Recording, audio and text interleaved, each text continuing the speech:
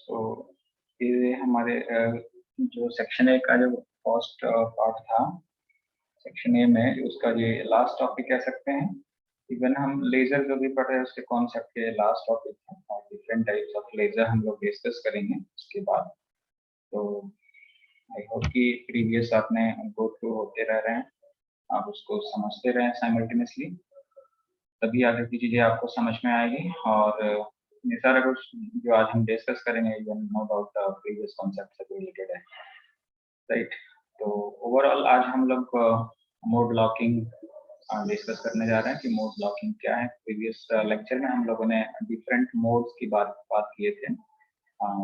Vibrational modes यानी कि हम लॉन्गिट्यूडनल और ट्रांसवर्स मोड यानी कि एक्सियल मोड्स की बात किए थे। लॉन्गिट्यूडनल को एक्सियल मोड कहते हैं। तो उन मोड्स को हम किस तरह से लॉक कर सकते हैं या फिर स्विच कर सकते हैं या फिर हम कैविटी डंपिंग कर सकते हैं। तो there are different techniques by which we can get the short pulses of laser light, that is the mode locking। तो हमने प्रीवियस एक तो पढ़ रखे हैं जो हमारे सिलेबस में है, that is the Q switching और उसके दो मेथडोलॉजी था, राइट। और आज हम डिस्कस करेंगे mode locking, right. So basically mode locking, यहाँ पर पहले मैं मोड का मीनिंग बता दूं कि मोड का मीनिंग क्या है। कि हमने वहां पर पढ़े थे longitudinal or axial modes में basically it is a standing waves that is present in the resonator। Resonator के इनसाइड में जो स्टैंडिंग वेव्स है उसी को हम मोड्स कहते हैं, एक तरह का फ्रीक्वेंसी वेव है, राइट। अब उसमें बहुत सारे मोड्स है, ये भी हमने पढ़ रखे हैं कि डिफरेंट मोड्स प्रेजेंट होते हैं। और फंडामेंटल मोड्स पढ़ते हैं हमने फर्स्ट सेकंड थर्ड, इस तरह से सारा कुछ कैलकुलेट किया मैथमेटिकल एक्सप्रेशन, राइट। तो उसको क्या हम सारे के सारे उस मोड को अगर हम यूज करते हैं लेजर में तो क्या वो बेनिफिट है, या फिर कोई पार्टिकुलर उसमें जो मोड है पार्टिकुलर वेव्स को अगर हम उसको क्या कह सकते हैं सुपर इम्पोज कर दें, है ना, कंस्ट्रक्टिव इंटरफेरेंस है। ओवरऑल हमारा एम है कि लाइट एम्पलीफाई हो जाए प्रॉपर वे में, क्योंकि हम लेजर पढ़ रहे हैं। लेजर का फुल फॉर्म होता है कि light amplification by stimulated emission of radiation, right. यानी कि हम रेडिएशन को एम्पलीफाई स्टिमुलेटेड एमिशन के थ्रू करना चाह रहे हैं। तो एम्पलीफाई करने के लिए जो जो बेसिक उसकी रिक्वायरमेंट है, that is the pumping optical cavity और यू कैन से रेजोनेटर और एक्टिव मीडियम, राइट। अब उसमें तीन चार फिनोमेना जो हमने पढ़े थे कि पॉपुलेशन इन्वर्जन होना चाहिए, राइट, और स्टिमुलेटेड एमिशन होना चाहिए, ये सारा कंडीशन सेटिस्फाई होना चाहिए, राइट। और उसमें फिर कितने एनर्जी लेवल्स उस एक्टिव मीडियम में जो सब्सटेंस प्रेजेंट है यहाँ पर, वो कितने एनर्जी लेवल्स उसके पार्टिसिपेट कर रहे हैं, उस पर डिपेंड करता है कि किस तरह का लेजर हमें आउटपुट में मिलेगा। तो जो इनसाइड द कैविटी जो लाइट जो एनर्जी जो फोटॉन्स है वो एम्पलीफाई हो रहा है, मल्टीप्लाई हो रहा है, उसकी इंटेंसिटी इंक्रीज होना चाहिए। अगर वो इंटेंसिटी इंक्रीज नहीं होगी इसका मतलब कि वो लेजर किसी काम का नहीं होना है। इंटेंसिटी उसकी एम्पलीफाई होना चाहिए, राइट, राइट। तो मेन मोटो इसमें रहता है कि उस लाइट को एम्पलीफाई हम करें प्रॉपर वे में। और एम्पलीफाई करने के लिए क्या डिफरेंट टेक्नोलॉजी है, डिफरेंट मैथडोलॉजी है, जिसमें से हमने एक फेज स्विचिंग हमने डिस्कस किए थे, राइट। और second one is cavity dumping and third one is mode locking, right. तो यहाँ पर हम मोड लॉकिंग को बॉदर कर रहे हैं। लॉकिंग का मतलब यहाँ पर है कि पार्टिकुलर जो फ्रीक्वेंसी का जो वहां से फोटोन इमिट हो रहा है हायर एनर्जी स्टेट से लोअर एनर्जी स्टेट में, उस फोटोन को अगर हम सुपर इम्पोज करा लें, यानी सुपर इम्पोज होगा ही, सुपर इम्पोज कब नहीं होगा, जब उसकी फ्रीक्वेंसी वेवलेंथ सेम नहीं होगा। हमने बेसिक प्लस टू में एक कॉन्सेप्ट पढ़ रखे हैं और वो सारा कॉन्सेप्ट यहाँ पर यूटिलाइज होना है। So basically, this mode locking is a technique that is used to generate ultra short pulses of light of very short duration, of the order of picoseconds। यानी कि इतना small, even you can say femtosecond, 10 to the power minus 15 seconds। आप imagine कर सकते हैं कि time में कितना है from a laser beam, right. तो यहाँ पर जो एक्टिव मीडियम जो प्रेजेंट है, यहाँ से जो हमें आउटपुट जो फोटॉन्स इमिट होगा, that photons comes that laser beam comes in a 10 raised to power minus 12 second or 10 raised to power minus 15 second, right. तो बेसिकली इसको हम किस टेक्निक से कर सकते हैं, ये शॉर्ट पल्सेज इतने शॉर्ट टाइम के लिए हम मोड लॉगिंग टेक्निक से इसको अचीव कर सकते हैं, राइट। इसको और बॉदर करते हैं हम डिटेल में। So basically it is a method by which the different modes are forced to oscillate together with comparable amplitude and with their phases locked. Phases का मतलब क्या है कि उसकी पार्टिकुलर फेज होती है, एम्पलीट्यूड होता है, राइट। और क्या कह सकते हैं उसकी फ्रीक्वेंसी, वेवलेंथ, राइट। इन सारे सब फिजिकल पैरामीटर से एक्सप्लेन होते हैं कोई भी वेव। तो ऐसा एक टेक्निक जिसके अंदर हम उस ऑसिलेटर के इनसाइड में जो वेव है, उस जो रेजोनेटर के इनसाइड में जो वेव है उसको हमने उस पार्ट, जो सारे यहाँ पर जो वेव है, अगर जिनकी फ्रीक्वेंसी, उनकी वेवलेंथ अगर सेम हो, उनको हम कुछ वेव्स को अगर फेज लॉक कर दें, यानी कि सेम फेज में कर दें कुछ पार्टिकुलर टाइम पे, तब हम क्या कह सकते हैं कि वो मोड लॉक हो गया। यानी कि मोड लॉक यानी कि वेव को हमने पार्टिकुलर फेज में उसको बाउंड कर दिया, ऑसिलेट करनी है, फोर्स ऑसिलेशन करानी है, right? That is the matching of the phases of different modes, that is called mode lock। यानी फेजेस का यहाँ पर मतलब क्या है कि अगर कोई लाइट इस तरह से, उसमें फोटॉन्स इस तरह से प्रोपेगेट हो रहा है, एक दूसरी फोटॉन्स इसी तरह से सेम फेज में, यानी कि उसका भी पॉजिटिव और इसका भी पॉजिटिव सेम ही डायरेक्शन में है, ऐसा नहीं कि वो डिफरेंट डायरेक्शन में है, राइट। तो इसको हम सेम फेज में कह सकते हैं, सेम डायरेक्शंस में प्रोपेगेट हो रहे हैं, तो एक पार्टिकुलर डायरेक्शन पे इसको हम मैच करा सकते हैं, यानी सुपर इम्पोजिंग हो सकता है, इसको भी हम अभी आगे बहुत सकते हैं, right? That is the basically mode locking। So the main requirement for mode locking is the existence of multi-mode operation in the active medium। देखिए इसमें पूरा theoretical portion है और इसमें कई सारे अगर हम टर्म छोड़ दें, उसको डिस्कस ना करें, तो मेरे पॉइंट ऑफ व्यू से वो चीजें समझ में नहीं आनी है। नो डाउट इसमें थ्योरी ज्यादा हो जाएगा, बट मैं उतना ही रखा हूँ ताकि आपको कोई इन्फॉर्मेशन पता चल जाए, और इससे अगर अगर आपको बहुत ही एक्स्ट्रा स्टडी करना है तो आप बुक्स को जरूर रेफर करें, राइट। ये आपके एग्जामिनेशन पॉइंट ऑफ व्यू से, और एक प्रॉपर आपको नोट्स मिल जाए जो कि गूगल क्लासरूम पे अवेलेबल रहता है, इवन रिकॉर्डेड लेक्चर भी अवेलेबल रहता है, तो वहाँ से आप सारा कुछ एक बार दोबारा चेकआउट कर सकते हैं, राइट। आगे हम डिस्कस करते हैं। So the main requirement for mode locking is the existence of the multi-mode operation in the active medium। अब इस बात को समझिए कि हम कह रहे थे कि एक्टिव मीडियम के इनसाइड में हम डिस्कस कर चुके हैं, पढ़ चुके हैं कि बहुत सारे मोड्स होते हैं, यानी कि एक फंडामेंटल मोड हो गया जो हमने डेल्टा न्यू का फॉर्मुलेशन ड्राइव किए थे, फंडामेंटल फ्रीक्वेंसी ड्राइव किए थे, राइट। तो इसमें अगर हम डिफरेंट उसकी वैल्यू, यानी कि वैल्यू डिफरेंट रखें, तो ये चेंज होता रहेगा, राइट। तो ये मोड लॉकिंग हम क्यों कर रहे हैं? So because there is a lots of modes present in the active medium. अगर इसको हम पार्टिकुलर मोड को लॉक ना करें, तो उस जो आउटपुट लाइट होगा उसमें क्या होगा, इंटेंसिटी में वेरिएशन होगा, यानी कि कुछ पॉइंट पे इंटेंसिटी लो होगी, कुछ पॉइंट पे हाई होगी, तो वो यूजलेस हो जाएगा वो लेजर लाइट। क्योंकि हमें लेजर लाइट वो चाहे वो कितना ही शॉर्ट ड्यूरेशन के लिए मिले, लेकिन उसकी इंटेंसिटी बहुत हाई होना चाहिए, तभी वो हमारे यूज के लिए है, अदरवाइज तो ऑर्डिनरी लेजर लाइट हो जाता है, राइट। या फिर वो ऑर्डिनरी हम लाइट कह सकते हैं, right. That's why we require mode locking. एक सेकंड होल्ड कीजिए please.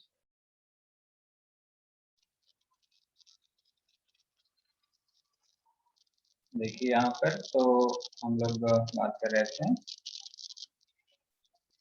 Multi mode operation. Multi mode exist करता है, डिफरेंट मोड एग्जिस्ट करता है एक्टिव मीडियम के इनसाइड में, that's why we generally use this technique mode locking. और वो मल्टी मोड को हमने कैलकुलेट किए थे कि कितना होता है generally, as we know that axial और longitudinal modes that are uniformly spread on the frequency scale which are separated by delta nu is equal to c upon 2 mu l। The speed of light has refractive index of that substance, that is the active medium, and L is the length of that resonator, यानी कि दो mirror लगा रखे थे हमने M1 M2, उसके बीच का length जो है वो कैपिटल L है। राइट, तो ये डिटेल में हम लोग पहले डिस्कस कर रखे हैं। तो इस different frequency, different mode, different logical mode के प्रेजेंस के वजह से, एग्जिस्टेंस के वजह से हमें मोड लॉकिंग की रिक्वायरमेंट होती है। और भी इस मोड लॉकिंग को हम बॉर्डर कर सकते हैं, आज इसको समझ सकते हैं हम इंटेंसिटी वर्सेस टाइम, जो ग्राफ है उसका जो वेरिएशन है उससे समझ सकते हैं। तो हम इमेजिन करते हैं कि अगर मोड लॉकिंग हम नहीं करते हैं, यानी कि ऑर्डिनरी लेजर अगर हम आउटपुट गेन कर रहे हैं, तब किस तरह का उसका आउटपुट हो सकता है। So in the absence of mode blocking, that is the ordinary laser, the resultant output of a laser depends on the relative frequencies, phases and amplitudes of each mode. बिल्कुल सिंपल सी बात है कि जो output हमें laser light मिलेगा, एक तरह की लाइट है, एक तरह का वेव है, राइट। तो उस लेजर लाइट वेव में क्या होगा, उसके कौन कौन से फिजिकल पैरामीटर्स रिलेट करेंगे, फ्रीक्वेंसी कह सकते हैं, फेजेस कह सकते हैं, एम्पलीट्यूड कह सकते हैं, राइट। इन्हीं सारे से रिलेटेड हम और भी पैरामीटर को कोरिलेट कर सकते हैं, right. So the output is almost the sum of the intensity of each individual mode, and laser output consists of random fluctuations in the intensity as shown in the next page in the figure, right। कि यहाँ पर हम कह रहे हैं कि जो उसकी इंटेंसिटी जो होगी, इंटेंसिटी वेरिएशन में कहीं ना कहीं फ्लक्चुएशन होगा, रैंडम फ्लक्चुएशन होगा। जहां पर उसकी फेजेस अगर सेम होंगे तो सुपरपोज करके उसकी इंटेंसिटी को इंक्रीज कर सकता है, जहां पर सुपरपोजिशन यानी कि हम कह सकते हैं कि इंटरफियरेंस जो हो रही है कंस्ट्रक्टिव नहीं होगी, वहां पर उसकी इंटेंसिटी डिक्रीज हो जानी है, और जहां पर कंस्ट्रक्टिव इंटरफेरेंस होगी वहां पर इंटेंसिटी इंक्रीज हो जाएगी, राइट। तो ये उसमें ड्रॉबैक्स हो जाएगा, यानी कि वो अगर हम मोड ब्लॉकिंग नहीं करते हैं तो वो ऑर्डिनरी लेजर मिलेगा। अगर हम उसको मोड लॉक करते हैं, मोड लॉक टेक्निक को यूज कर लेते हैं, तो जो हमें लेजर लाइट मिलेगा उसकी जो पल्स होंगे बहुत ही हाईली इंटेंस होगा, बट वो शॉर्ट ड्यूरेशन का होगा, राइट। तो इसको आप यहाँ पर फिगर से समझते हैं। देखिए कुछ इस तरह के, अगर हम मोड लॉकिंग नहीं करते हैं तो इंटेंसिटी वर्सेस टाइम का जो रिप्रेजेंटेशन होगा that will B look like this. तो ये उस रीजन को रिप्रेजेंट कर रहा है जहां पर ये कह सकते हैं कि ये सुपर इम्पोज होकर के कंट्रीब्यूट नहीं किए इंटेंसिटी में, राइट। यहाँ पर हम कह सकते हैं कि ये इंटेंसिटी कम है, ये इस रीजन में, यानी कि फेजेस उनका कॉन्साइड किया दो, जैसे मान लीजिए कि इसको मैं बहुत ही डिटेल में यहाँ पर डायग्राम मैथमेटिक्स नहीं यूज किया है, राइट। अब अगर आपको लगता है कि और भी मैथमेटिक्स या डिटेल में पढ़ना है तो बुक जरूर रेफर कीजिएगा, बट आई होप कि इतना से सफिशिएंट है, आपको ये क्लियर पता लग जाना है, राइट।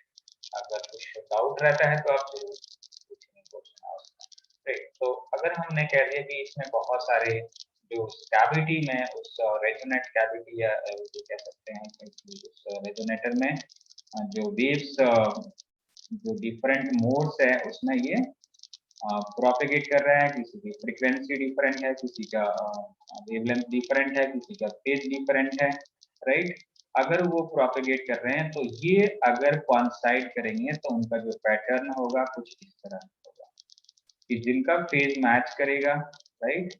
तो उस पार्टिकुलर पॉइंट पे उस पार्टिकुलर मोड के लिए, उस पार्टिकुलर मोड के लिए क्या हो जाएगा, इंटेंसिटी इंक्रीज हो जाना है, बाकी के लिए कुछ इस तरह का फ्लक्चुएशन रिप्रेजेंट होगा। यानी कि ये क्या है, ये हमारे लिए यूजलेस होगा। ये तो तब बेनिफिट करता है जब इसका कंट्रीब्यूशन इसी इंटेंसिटी में हमें आ जाता है, राइट। इसी वेरिएशन में हमें रिप्रेजेंट होता है, इसकी इंटेंसिटी और भी ज्यादा हो जाती है, इंटेंस हो जाता है, राइट। तो वो कब हम गेन कर सकते हैं उसको, with the help of mode locking. यानी कि ये जो हमने डिस्कस किया इन अब्सेंस ऑफ मोड लॉकिंग, अब जो हम टेक्निक यूज करेंगे that is the mode lock और फेज लॉक। तो उसको पहले डिस्कस करते हैं कि मोड लॉक क्या होता है, फेज लॉक क्या होता है, फिर आपको समझ कि बेसिकली मोड लॉकिंग क्या है, और जो उसके डिफरेंट टाइप्स है और डिफरेंट सब्सटेंसेज हैं उसको फिर हम लोग बात करेंगे आज के लेक्चर में, राइट। सो मोड लॉक समझते हैं या फिर फेज लॉग। तो फेज का आई होप फेज और मोड का मीनिंग मालूम है। एक तरफ से मोड क्या है, एक तरफ है स्टैंडिंग वेव है रेजोनेटर कैविटी, रेजोनेटर या कैविटी के एक्टिव मीडियम के इनसाइड में। तो स्टैंडिंग वेव की हम बात कर रहे हैं, राइट, जो बैक एंड फोर्थ जो मोशन कर रहा है। तो अब वो वेव है तो उसकी कोई फ्रीक्वेंसी या फिर एम्पलीट्यूड और फेज डिफरेंस तो होगा ही है। उसमें बहुत सारे मोड्स है उस कैविटी के इनसाइड में। तो अगर वो सेम फेज में होंगे तो उनको हम मैचिंग करा सकते हैं, उनको हम लॉक कर सकते हैं, उनको हम पोस्ट कर सकते हैं कि वो सेम फेज में ऑसिलेट करें, right. So if the phase of oscillating modes are locked, right, that is to bring all the modes in phase at any instant and maintain this phase relationship, then the modes will interfere constructively with one another periodically.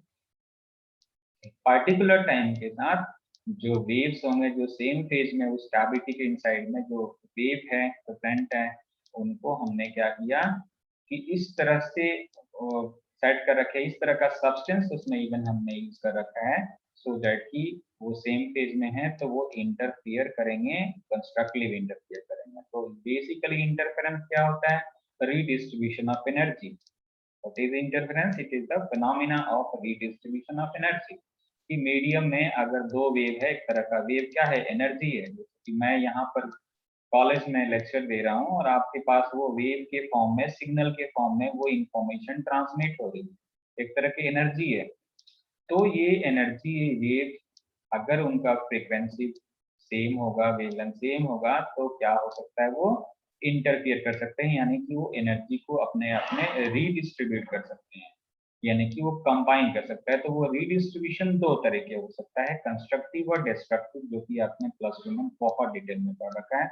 मैं उसमें ज्यादा time नहीं लगाने जा रहा हूँ, just यहाँ पर बॉदर कर रहा हूँ कि इंटेंसिटी किस तरह से इंक्रीज हो रही है इस लेजर कैविटी के इनसाइड में with the help of this mode locking concept, right. So यहाँ पर कंस्ट्रक्टिव इंटरफेरेंस हुआ। तो कंस्ट्रक्टिव इंटरफेरेंस में अगर मान लीजिए कि हमने क्या कहते हैं कि इंटेंसिटी उसमें स्क्वायर ऑफ द एम्पलीट्यूड होता है, intensity is directly proportional to square of the amplitude. तो लास्ट में मैं एक मैथमेटिकल एक्सप्रेशन बताऊंगा कि किस तरह से intensity square of the amplitude होगा, यानी कि वो कंस्ट्रक्टिव इंटरफेरेंस होगा तो जो उसका डिस्प्लेसमेंट होगा वो एड अप हो जाएगा, यानी डिस्प्लेसमेंट अगर उसका इंक्रीज हुआ तो उसका एम्पलीट्यूड उसका इंक्रीज हो जाएगा, एम्पलीट्यूड इंक्रीज हुआ तो उसकी इंटेंसिटी इंक्रीज हो जाएगी, right. Therefore, an intense pulse of light of very short duration are produced inside the cavity. क्या हुआ इनसाइड द रेजोनेटर, जो बैक एंड फोर्थ मोशन कर रहा था उसके इनसाइड में एक बहुत ही हाईली इंटेंस पल्स जनरेट हुआ उस लेजर लाइट का और शॉर्ट ड्यूरेशन का, right. Such a laser is known as mode locked और फेज लॉग। अगर हम इस टेक्निक को लेजर में यूज करते हैं तो उससे जो हम लेजर लाइट यूज करते हैं तो उसको हम कह सकते हैं कि उसमें हमने मोड लॉक यूज कर रखे हैं या फेज लॉक की टेक्निक, फेज लॉकिंग की टेक्निक यूज कर रहे हैं। The output intensity variation with time of ultra short pulses of laser that is given. यहाँ पर आप देखिए कि ये अब मोड लॉकिंग टेक्निक को यूज करने से हमें क्या हो गया कि यहाँ पर जो फ्लक्चुएशंस रिप्रेजेंट हो रहे थे वो बहुत ही कम फ्लक्चुएशन है ना, हम नेग्लिजिबल इवन कह सकते हैं यहाँ इस रीजन में। बट एक पार्टिकुलर रीजन में क्या हुआ, इंटेंसिटी बहुत ही ज्यादा इंक्रीज हो गई। और क्यों इंक्रीज हुई, that is due to constructive interference, क्योंकि हमने उसको फोर्स कर दिया ऑसिलेट करने, कर दिया ऑसिलेशन होने के लिए हमने उसको फोर्स कर दिया कि वो पार्टिकुलर फेज में ऑसिलेट करें, राइट। तो ये यहाँ तो हम जस्ट उस प्रोसेस को बॉदर कर रहे हैं, डिफरेंट मेथोडोलॉजी कि what are the different methodology by which we can this locked और फेज लॉक्ड और mode locked that can be achieved. There are different methodology by which we can phase locked or mode locked. So the यहाँ पर आप देखिए इसकी जो frequency variation कितनी होगी, that is delta nu is equal to, अभी हमने previous पेज पे रिप्रेजेंट किए थे, delta nu equal to c upon 2 nu L. ये हम लोगों ने गेन प्रोफाइल कह सकते हैं इसको, इसके बैंडविड्थ कह सकते हैं इसको। गेन प्रोफाइल की बैंडविड्थ कितनी है, delta nu is equal to that c upon 2 nu L. इनके बीच का जो ये शॉर्ट पल्सेज जो हाई इंटेंसिटी के जो शॉर्ट पल्सेज जो ये रिप्रेजेंट हो रहा है, तो इन पल्सेज के बीच का जो टाइम होगा that is delta T. So that duration of the pulse that is given by frequency और time में क्या रिलेशन है, इनवर्स रिलेशन होता है, रेसिप्रोकल रिलेशन होता है। तो यहाँ पर हम कह सकते हैं डेल्टा टी और सबस्क्रिप्ट में हमने बी यूज किया है equal to 1 upon n delta nu. यहाँ पर सिंबल मोस्टली आपको मालूम है, delta nu that is the bandwidth of the laser and n is the number of locked modes, यानी कि हमने उस पार्टिकुलर लेजर के लिए कितने मोड्स को लॉक किए हैं, 1 2 3 कितने लॉक किए हैं, उसको ये कैपिटल एन रिप्रेजेंट करता है। यानी कि अगर हम मान लीजिए कि दो को हम लॉक कर रहे हैं, अगर एक सेंट्रल फ्रीक्वेंसी न्यू नॉट है तो उसके फॉरवर्ड डायरेक्शन में एक लॉक हो सकता है, एक इधर बैकवर्ड डायरेक्शन में लॉक हो सकता है, कि यानी कि 3 फ्रीक्वेंसी को हम लॉक कर सकते हैं, एक न्यू नॉट प्लस एम, एक nu naught minus m, n कह सकते हैं या फिर एन कह सकते हैं, that is the order of mode, right? So it means if bandwidth that is delta nu that is large, then the pulse duration is small and vice versa.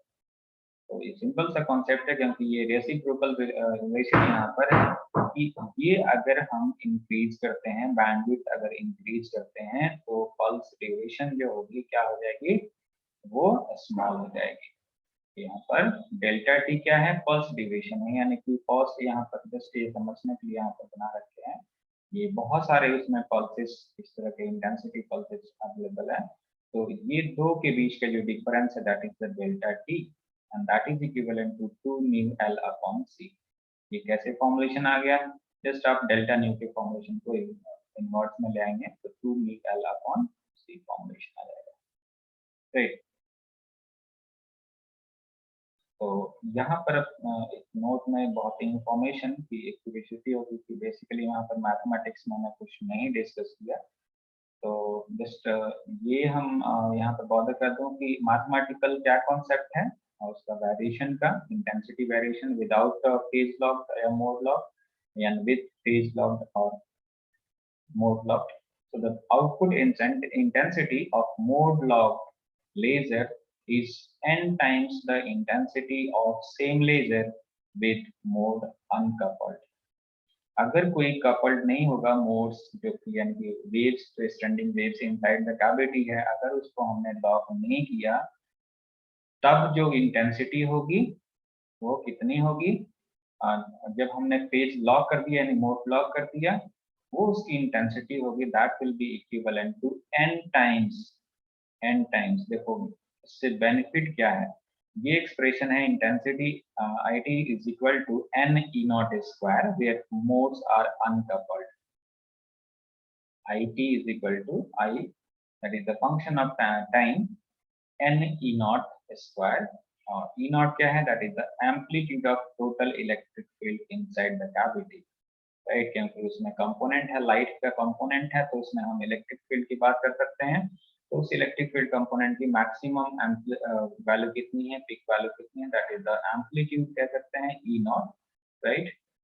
और उस एम्पलीट्यूड पे कौन से पैरामीटर डिपेंड करता है, intensity depend करता है, right. तो ये मैथमेटिकल एक्सप्रेशन है व्हेन मोड्स आर अनकपल्ड, और जब मोड कपल्ड हो जाएंगे यानी कि उसको हम लॉक कर देंगे, उसको पेज को मैच करा देंगे, तब उस केस में जो इंटेंसिटी होगी that will B n times the initial, जब वो अनकपल्ड था, right. That is the basic relation between intensity and amplitude of the total electric field inside the cavity, right. तो इस टर्म को आप ध्यान रखेंगे। अब हम लोग बॉदर करने जा रहे हैं कि बेसिकली कौन कौन से टेक्निक्स हम यूज कर सकते हैं मोड लॉकिंग के लिए। तो आप यहाँ पर स्क्रीन पे देख रहे हैं कि दो हमने यहाँ पर डिस्कस कर रखे हैं। Basically, there are generally two methods which are used for mode locking. First one is active mode locking, and second one is passive mode locking. Right. तो इसको ब्रीफली मैं यहाँ पर डिस्कस कर दूँ। Just active mode locking and passive mode locking को तो यहाँ पर डिटेल में बॉर्डर कर रखे हैं ऐसे। देखिए एक्टिव मोड लॉकिंग क्या है, यानी कि जो अभी तक हम लोग बॉर्डर कर रहे थे कि इस टेक्निक से हम क्या कर सकते हैं, इंटेंसिटी को और भी प्रॉपर वे में अचीव कर सकते हैं। जो आउटपुट हमें लेजर लाइट मिल रहा है, इस टेक्निक से हम उसको प्रॉपर वे में, मतलब ऑर्डिनरी लेजर के कंपैरिजन उसकी इंटेंसिटी ज्यादा होगी अगर हम मोड लॉकिंग टेक्निक यूज करें। तो उसमें फर्स्ट टेक्निक है that is the active mode locking, right? So mode locking that can be achieved by modulating the loss of the cavity externally by an acousto-optic modulator, that is also called shutter, driven by an external signal. That's why it is called active mode locking. देखो, एक तो आप ये कह सकते हैं कि white is called active mode, right. Mode का मतलब है कि एक स्टैंडिंग वेव से, मैं बार बार इसको बोलता हूँ ताकि समझ में आए, राइट। और लॉकिंग के मतलब कि हम उसके सेम फेज में करना चाहते हैं कि 2 या 3 या फिर जितने भी हम उसमें चाह रहे हैं, जितने भी मोड को लॉक करना चाह रहे हैं, उसको हम सेम फेज में ऑसिलेट कराना चाह रहे हैं, उस ऑसिलेटर के इनसाइड में, उस कैविटी के इनसाइड में, रेजोनेटर के इनसाइड में, राइट। तो इसको एक्टिव हमने क्यों कहा, क्योंकि हमने इसमें एक्सटर्नल सिग्नल यूज कर रहे हैं, that's why it is called active mode. तो ये क्या करेगा कि इसमें एक हम सिग्नल एक्सटर्नली सेंड करते हैं, जो कि वो जस्ट शटर, जो सेकंड मिरर है जहां पर आउटपुट जहां हम गेन करते हैं, वहां पर इसको हम एकाउस्टिक ऑप्टिक मॉड्यूलेटर यूज करते हैं। तो मॉड्यूलेटर क्या करता है, तो मॉड्यूलेटर उस सिग्नल को एटेन्यूएट कर सकता है जो सिग्नल वीक है, राइट। जो सिग्नल वीक है यानी कि जो फ्लक्चुएशन यहाँ पर था, उसको एटेन्यूएट कर सकता है, जो कि शटर इसको हम कहते हैं, उसके फॉर्म में इसको यूज करते हैं। तो basically what is acousto-optic modulator, that is also called shutter. It consists of polished quartz crystal block and that is attached to a piezoelectric transducer.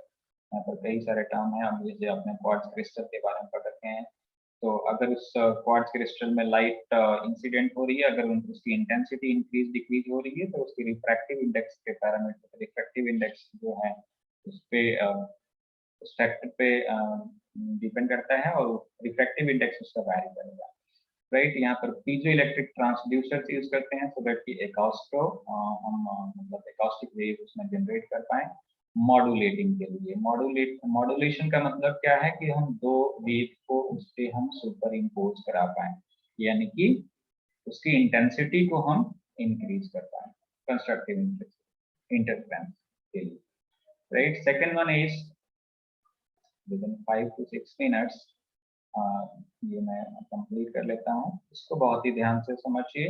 Passive mode locking बहुत ही इंटरेस्टिंग है, और इसके साथ ही ये सारा कुछ कॉन्सेप्चुअल जो टर्म से ये सारा कुछ कंप्लीट होगा। Second one is passive mode locking. Passive mode locking इसको हम पैसिव कहते हैं because it does not require an external signal to the laser for the production of pulses. क्योंकि हम बेसिकली क्या लेजर डिस्कस कर रहे हैं, और लेजर के बारे में हम कई सारे जो टर्म्स है अभी तक, जो बेसिक रिक्वायरमेंट है उसको हम बॉर्डर कर चुके हैं। ये लास्ट टर्म जो है that is the passive mode locking. तो इसमें हम एक्सटर्नल सिग्नल यूज नहीं करते हैं, मोड लॉकिंग के लिए एक्सटर्नल मॉड्यूलेटर नहीं, शटर यूज नहीं करते। एक सेकंड होल्ड कीजिएगा please. Right, so it can be open by a saturable absorber. एक तरह का ये डिवाइस, एक तरह का सेल कह सकते हैं, जिसके थ्रू हम इस पैसिव मोड लॉकिंग को अचीव कर सकते हैं। So basically a saturable absorber is placed near to one of the laser cavity mirrors. Laser cavity mirrors दो होते हैं, M1 and M2। तो उस M2 के पास हम एक सैचुरेबल एब्जॉर्बर यूज करते हैं, सो दैट कि उस पैसिव मोड लॉकिंग कॉन्सेप्ट को वो अचीव करता है, which basically absorbs the light of low intensity and transmits the light of high intensity. अब ये सैचुरेबल ऑब्जर्वर है, ये बेसिकली क्या है, यहाँ पर मैं बहुत डिटेल में डिस्कस कर रखे हैं, और यहाँ पर ऐसे इन ब्रीफ पता लग गया कि वो एक इस तरह का ऑब्जर्वर सब्सटेंस है जो कि लो इंटेंसिटी के पल्सेस को एब्जॉर्ब कर लेगा और लाइट ऑफ हाई इंटेंसिटी को केवल वो ट्रांसफर करता है। तो इसको डिटेल में यहाँ पर हम लोग बॉर्डर कर लेते हैं। So basically it is a organic dye dissolved in an appropriate solvent, एक तरह का डाई है, राइट, जो कि सॉल्वेंट में डिसॉल्व करते हैं उसको, और उसकी जो absorption coefficient varies non-linearly with the intensity of light, यानी कि उस सब्सटेंस की जो एब्जॉर्प्शन कोफिशिएंट है वो इंटेंसिटी ऑफ लाइट के साथ लिनियरली नॉन लिनियरली वेरी करेगा, राइट। इसका मतलब क्या हुआ कि that is the solution becomes more and more transparent as the intensity of light falling on it goes on increasing, यानी कि वो सब्सटेंस पे जो बैक एंड फोर्थ जो फोटॉन्स मोशन कर रहे थे उस पे वो फोटॉन से इंसिडेंट करते जाएंगे, दैट मीन्स की इंटेंसिटी, तो उसमें फोटॉन्स मल्टीप्लिकेशन होते जा रहा है, इंटेंसिटी इंक्रीज होती जा रही है, तो क्या होगा, वो जो सॉल्यूशन होगा दैट विल बी ट्रांसपेरेंट, तो उससे फिर वो एक बंच ऑफ लाइट उससे पास आउट हो सकता है सेकंड मिरर से, मिरर M2 से, right? So therefore, in passive mode locking, the strongest pulse will grow, but the less fluctuations, that is weak, are suppressed or absorbed or attenuated in the cell. इसको हम cell term कहते हैं organic die को, तो हम तीनों term कह सकते हैं, इधर वो सप्रेस्ड हो सकता है या एब्जॉर्ब हो गया यानी कि एटेन्यूएट हो गया, राइट। तो वो हमें आउटपुट में जो हमने अभी प्रीवियस में देख रखे थे कि जब वो मोड लॉकिंग अगर हम कॉन्सेप्ट को यूज करते हैं तो जो आउटपुट में इंटेंसिटी जो पैटर्न होगा वो बहुत ही प्रॉपर वे में एक पार्टिकुलर इंटरवल ऑफ टाइम पे शॉर्ट पल्सेस हमें हाई इंटेंसिटी का हमें मिलेगा। So after a regular interval of time delta T, this pulses that is the strongest one arrives at the output mirror and emitted partially in the form of laser output which consists of a regular sequences of pulses।